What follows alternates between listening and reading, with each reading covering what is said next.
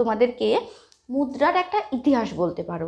ঠিক আছে, যেই সমস্ত মুদ্রা ভারতে আগে ব্যবহার করা হতো বা যে মুদ্রার প্রচলন ছিল সেটা আজকে আমি তোমাদের সাথে শেয়ার। নমস্কার দিশান বাংলা দর্শক বন্ধুরা, সবাইকে স্বাগত জানাই আজকের ভিডিও মৌসুমী। আর আজকে আমি তোমাদের জন্য নিয়ে এসেছি একটা নতুন ভিডিও। হ্যাঁ, আজকের ভিডিও নতুন তো অবশ্যই, তার সাথে সাথে আজকের যে বিষয়বস্তুটা আছে সেটাও কিন্তু নতুন। মুদ্রা নিয়ে আমরা আগে আলোচনা করেছি। ভারতীয় মুদ্রাতে আমরা দশমিক মুদ্রাটার ব্যবহারই করে থাকি, কিন্তু আজকে আমি তোমাদেরকে মুদ্রার একটা ইতিহাস বলতে পারি।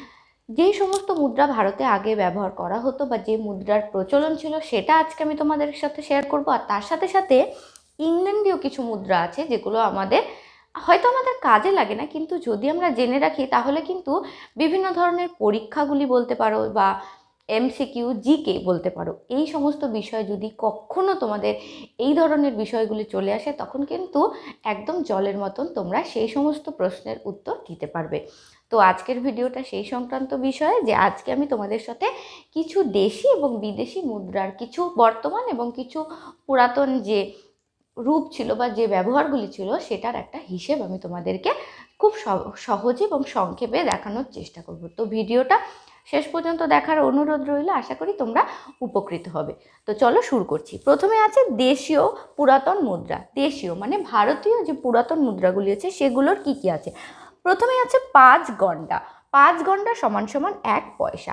আগের দিনে 1 পয়সা সমান ছিল 5 গন্ডার, অর্থাৎ 5 গন্ডা সমান সমান 1 পয়সা। আবার 3 পাই, 3 পাইও 1 পয়সার সমান। ঠিক আছে, 3 পাই সমান সমান 1 পয়সা। 12 পাই সমান সমান 1 আনা। 12 পাই হচ্ছে 1 আনার সমান। তারপরে আছে 4 পয়সা 20 গন্ডা। 4 পয়সা 20 গন্ডা মানে 1 আনা। তার মানে 1 আনা হতে গেলে 4 পয়সা 20 গন্ডা হলে সেটা 1 আনার সমান। যেমন আমরা কি করি, এখন তো 25 পয়সা 50 পয়সা প্রায় দেখাই যায় না, উঠেই গেছে। কিন্তু একটা সময় কি ছিল, আমরা জানতাম যে 4টে 25 পয়সায় 1 টাকা, আবার 2টো 50 পয়সাতে 1 টাকা। আবার আগে আমরা জানতাম যে 100 পয়সায় 1 টাকা, মানে 10 পয়সা 10 পয়সা করে যদি 10টা 10 পয়সা হয় সেটাতেও আবার 1 টাকা। আবার 100টা পয়সায় 1 টাকা, মানে 1 পয়সা 2 পয়সা করে আবার 100 পয়সা যখন হবে তখন 1 টাকা। তো 1 টাকাকে আমরা কতভাবে পেতে পারি, ঠিক একইভাবে আগের যে পুরনো মুদ্রাগুলি ছিল সেগুলোকেও কত রকমভাবে পাওয়া যেত সেগুলোই দেখানো হয়েছে। সেটার মধ্যে একটা হচ্ছে গন্ডা, পাই, আনা। যেটা আমি তোমাদেরকে বললাম সেটা হচ্ছে 4 পয়সা 20 গন্ডা মানে হচ্ছে 1 আনা। আবার 16 আনা সমান সমান 1 টাকা। তার মানে 1 টাকা হতে গেলে দেখো বন্ধুরা আমাদের কতটা পথ পার করে তারপরে 1 টাকাতে আসতে হতো। অর্থাৎ 16 আনাতে 1 টাকা। 1 টাকা মানে হচ্ছে 16 আনা। এই আনাকে আবার আনার জন্য কত কম কম গন্ডা, পাই, আনা, 4 পয়সা 20 গন্ডা মানে 1 আনা, এরকম 1 আনা 2 আনা করে যখন 16 আনা হবে সেটা 1 টাকার সমান। এবারে নতুন বর্তমান মুদ্রা আমরা কি জানি যে 1 টাকা হচ্ছে 100 পয়সার সমান। মানে এখানে যে পয়সাগুলো আছে 1 পয়সা 2 পয়সা করে 100 পয়সার সমান হচ্ছে 1 টাকা। তো এটা ছিল পুরাতন কিছু মুদ্রা, দেশীয় যে মুদ্রাগুলি আছে ভারতীয় মুদ্রা তার একটা হিসেব। তোমরা চাইলে নোট ডাউন করে রাখতে পারো তোমাদের যদি কাজে লাগে, আর না হলে ভিডিওটা পজ করেও দেখতে পারো। এবার আমি তোমাদেরকে কিছু ইংল্যান্ডীয় মুদ্রার যে হিসেব বা যেগুলোর একটা ছক বলতে পারো সেটা আমি তোমাদেরকে শোনাচ্ছি। সেটা হচ্ছে 4 ফাদিং। এখানে কিন্তু সব বন্ধুরা আমি বাংলায় লিখেছি, তো তোমরা চাইলে ইংরেজিতে ওগুলোকে কনভার্ট করে নিতে পারো। 4 ফাদিং মানে হচ্ছে 1 পেনি। এখানে এগুলোর সংক্ষিপ্ত যে রূপগুলো আছে সেগুলো দেখানো হচ্ছে। 4 ফাদিং মানে হচ্ছে 1 পেনি। 12 পেনিতে হচ্ছে 1 শিলিং। ঠিক আছে, 12 পেনিতে 1 শিলিং। 4 ফাদিংয়ে হচ্ছে 1 পেনি এবং 12 পেনিতে 1 শিলিং। 20 শিলিংয়ে হচ্ছে 1 পাউন্ড বা সাবারিন। ঠিক আছে, এগুলো হচ্ছে এর চিহ্নগুলো দেওয়া আছে, 1 পাউন্ড বা সাবারিন। ঠিক আছে, এরপরে 5 শিলিংয়ে হচ্ছে 1 ক্রাউন। 5 শিলিংয়ে কি, 5 শিলিংয়ে হচ্ছে 1 ক্রাউন। 21 শিলিংয়ে হচ্ছে 1 গিনি। 21 শিলিংয়ে কি, 21 শিলিংয়ে হচ্ছে 1 গিনি।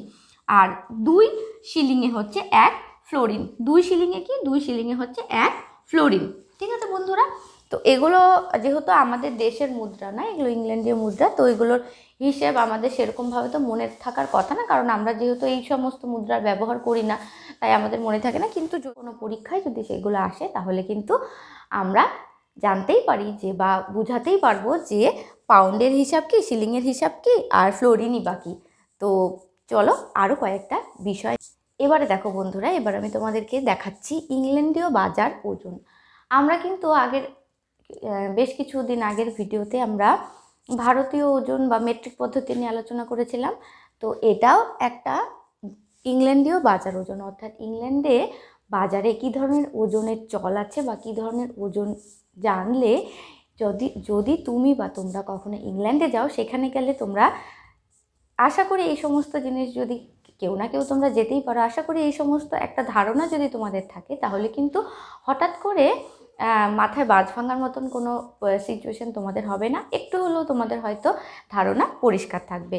তো আজকের ভিডিওটাতে চলো না একটু মজার ছলে দেখিয়ে নিচ্ছি যে ইংল্যান্ডীয় বাজারে ওজন 16 গ্রাম ইকুয়ালস টু 1 আউন্স। এই আউন্সের হিসাবটা কিন্তু অনেক সময় দেখবে যারা ছোট বাচ্চা আছে তাদের দুধের যে যে দুধ খাবার যে বোতলটা হয়, সেই বোতলের মধ্যে কিন্তু একটা আউন্স হিসাব থাকে। তো এই আউন্স হচ্ছে 16 গ্রাম মানে 1 আউন্স। এই আউন্সকে OZ বলা হয় সংক্ষেপে। 16 আউন্স সমান সমান 1 পাউন্ড, 16 আউন্স সমান সমান 1 পাউন্ড, যেটাকে 1 পাউন্ডকে LB এরকম সংক্ষিপ্তভাবে বলা হয়। 28 পাউন্ড মানে 1 কোয়ার্টার, QR। 28 পাউন্ড সমান সমান কি 1 কোয়ার্টার বা QR। 4 কোয়ার্টার 1 হন্দর বা 100 ওয়েট, CWT। আরেকবার বলছি, 4 কোয়ার্টার সমান সমান 1 হন্দর বা 100 ওয়েট, যেটাকে সংক্ষেপে CWT বলা হয়। তারপরে দেখো বন্ধুরা 20 হন্দর মানে 1 টন। 20 হন্দর মানে হচ্ছে 1 পাউন্ড মানে সমান সমান 1 পাউন্ড সমান সমান এব্রু পিস, যেটা 7000 গ্রেন বা ট্রয়। 7000 গ্রেন বা ট্রয়। 1 স্টোন মানে হচ্ছে 14 পাউন্ড। 1 স্টোন মানে হচ্ছে 14 পাউন্ড। বন্ধুরা তোমরা তোমাদের সুবিধার্থে কিন্তু এই বিষয়টা বা এই জায়গাটা চাইলে নোট ডাউন করে রাখতে পারো, চাইলে তোমরা স্কিপ করেও বা ভিডিওটা দেখতে পারো। তো বন্ধুরা আজকের ভিডিওতে এতটুকু ইনফরমেশান দেওয়ার চেষ্টা করলাম। আশা করি আজকের ভিডিওটা তোমাদের ভালো লাগবে, হেল্পফুল মনে হবে। যদি ভালো লাগে তাহলে অবশ্যই লাইক করতে, শেয়ার করতে, আর অবশ্যই কমেন্ট করতে ভুলে যাবে না। তোমাদের বলে অবশ্যই লাইক করতে, শেয়ার করতে, আর হ্যাঁ অবশ্যই ভিডিও সংক্রান্ত কোনো মতামত থাকলে, কোনো সাজেশন থাকলে অবশ্যই কমেন্টে লিখে জানাতে ভুলবে না, ঠিক আছে? কমেন্টগুলো পড়তে আর কমেন্টে রিপ্লাই দিতে আমার ভীষণ ভালো লাগে বন্ধুরা। আর চ্যানেলটা যদি ভালো লাগে, আমাকে যদি ভালো লাগে তোমাদের, তাহলে অবশ্যই সাবস্ক্রাইব করে বেল বাটনটি বাজিয়ে আমার পাশে থাকবে। পরের ভিডিওতে নতুন কোনো একটা বিষয় নিয়ে নতুনভাবে আসার চেষ্টা করব। আশা করি সবাই খুব ভালো থাকবে, সুস্থ থাকবে। ধন্যবাদ।